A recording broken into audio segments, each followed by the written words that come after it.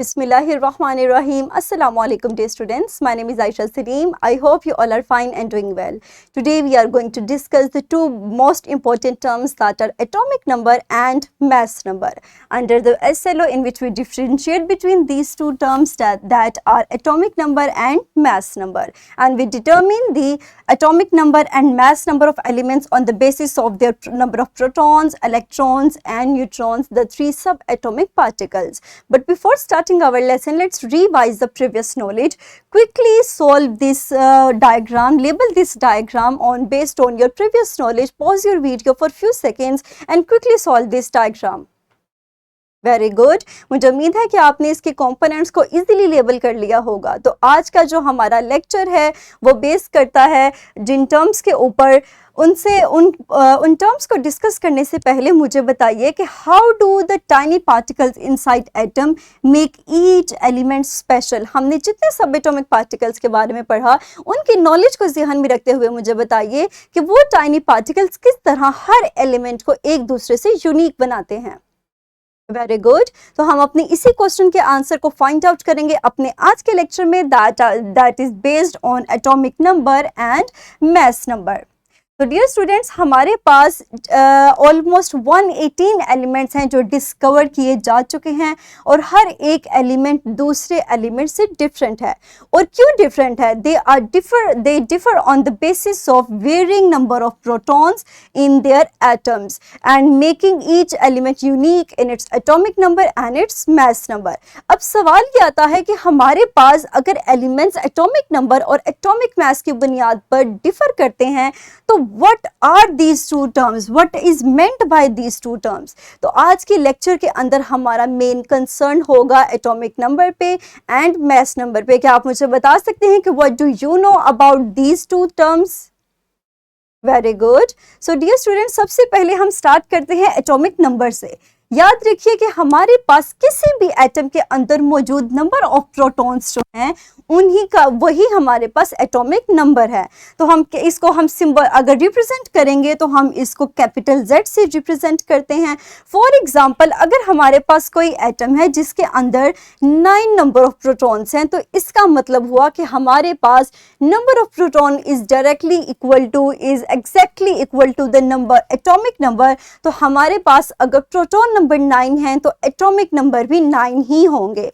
हम मजीद further examples को देखते हैं. फॉर एग्जांपल, हमारे पास सोडियम का नंबर ऑफ प्रोटॉन्स 11 है तो एटॉमिक नंबर भी 11 होगा. सिमिलरली कार्बन एंड हाइड्रोजन, अगर कार्बन में हमारे पास नंबर ऑफ प्रोटॉन 6 हैं तो एटॉमिक नंबर भी 6 होगा. और इसी तरह हाइड्रोजन के अंदर भी अगर हमारे पास नंबर ऑफ प्रोटॉन्स 1 है तो एटॉमिक नंबर भी 1 होगा.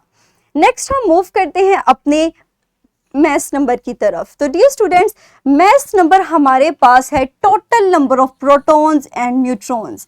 हम नंबर ऑफ इलेक्ट्रॉन्स को कंसीडर नहीं करते because we know that the mass and size of electrons are extremely small. So mass number is based on the total number of protons and neutrons that reside inside the nucleus.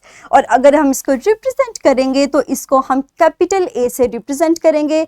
Example, इसका अगर हम आप formula लिखना चाहते हैं तो हमारे पास formula इस तरह लिखा जाएगा कि number of neutrons of an atom plus number of protons of an atom that are equal to the mass number of that atom.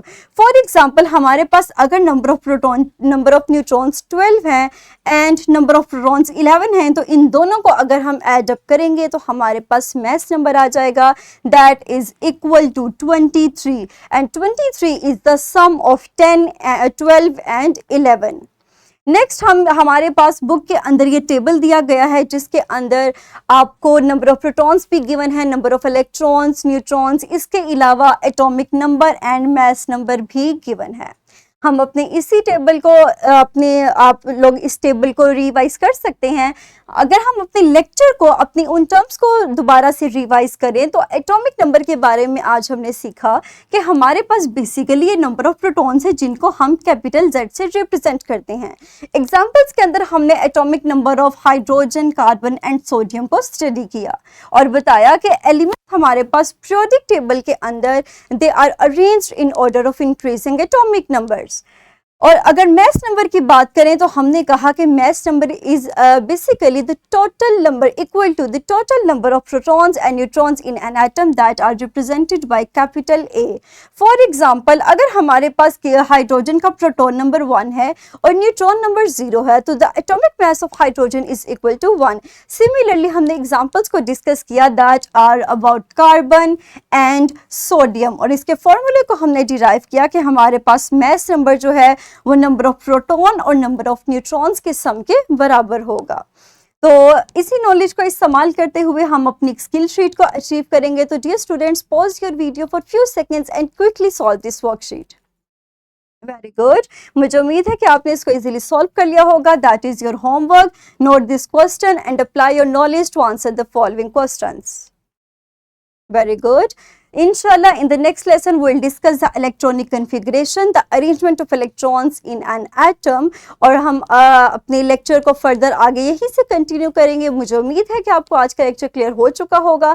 That's all about today's lecture. तो डियर स्टूडेंट्स, अपना ख्याल रखिएगा। Thank you very much and अल्लाह हाफिज़।